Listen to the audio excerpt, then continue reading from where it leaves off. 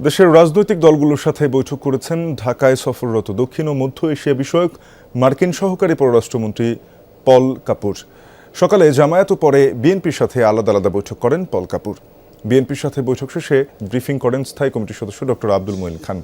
বলেন, পল কাপুরের সাথে বিএনপি সরকারের ভবিষ্যৎ পরিকল্পনা ও বিদেশ নীতি বিষয়ক আলোচনা হয়েছে। কূটনীতি, বৈদেশিক ও অর্থনৈতিক সম্পর্ক উন্নয়নে আলোচনা হয়েছে। দুই দেশের জনগণের মধ্যে সম্পর্ক গভীর ও কার্যকর করতেও ফলপ্রসূ আলোচনা করেছেন তারা। এই বৈঠকে পল কাপুরের সাথে বিএনপির 5 সদস্যের প্রতিনিধি দল বৈঠক করেছেন।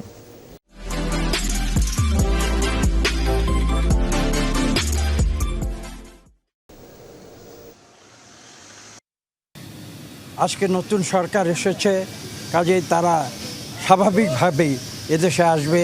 বাংলাদেশে কি হচ্ছে, আমাদের নীতিমালাগুলো কি, আমাদের ভবিষ্যৎ যে কর্মপন্থা সেগুলো কি, এবং বিশ্বের বিভিন্ন দেশের সঙ্গে আমাদের যে পারস্পরিক সম্পর্ক, বিশেষ করে আমেরিকা যুক্তরাষ্ট্রের সঙ্গে আমাদের যে সম্পর্ক, সেসব বিষয় নিয়ে তারা সার্বিক আলোচনায় অংশগ্রহণ করার জন্যই এদেশে এসেছে।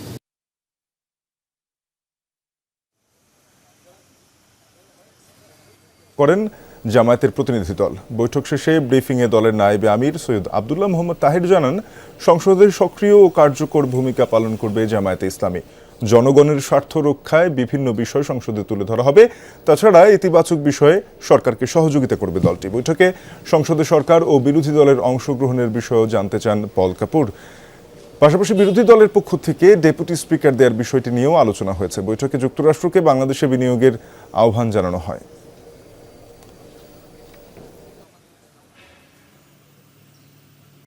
যে নতুন পার্লামেন্ট শুরু হচ্ছে, সেখানে সরকার দলীয় এবং বিরোধী দলীয় যে রোলের ব্যাপারটি আছে সে ব্যাপারে জানতে চাইছে জামাত কী রোল প্লে করবে। আমরা বলেছি জামাত কনস্ট্রাকটিভ কিন্তু খুব ভাইব্রেন্ট এবং স্ট্রং রোল আমরা প্লে করব, যেখানে বাংলাদেশের ইন্টারেস্ট বা জনগণের ইন্টারেস্টের বাইরে থাকবে এটাকে আমরা প্রটেস্ট করব। আর পজিটিভ জায়গাতে আমরা অবশ্যই কপারেট করবো।